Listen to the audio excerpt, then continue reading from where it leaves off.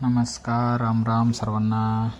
आजचा कामाचा दिवस सुरू झाला आहे आणि सकाळी 9 वाजेच्या दरम्यान खूप जोराचा पाऊस आल्याने आमची 11 kV म्हणजेच 11,000 व्होल्टची लाईन फॉल्ट झाली आहे।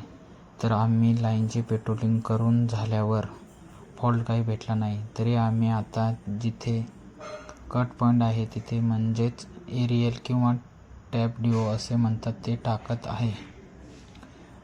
म्हणजे जर त्या सर्किटला फॉल्ट असेल तर त्या फेजचा एरियल कट होतो, जेणेकरून फॉल्ट शोधणे सोपे जाते आणि लाईन लवकरात लवकर चालू होते।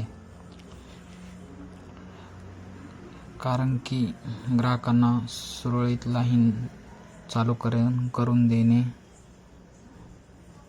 हे आमचं काम आहे आणि लवकरात लवकर लाईट चालू करून देणे हे करतो आम्ही, जेणेकरून ग्राहकांना व्यवस्थित सप्लाय भेटेल।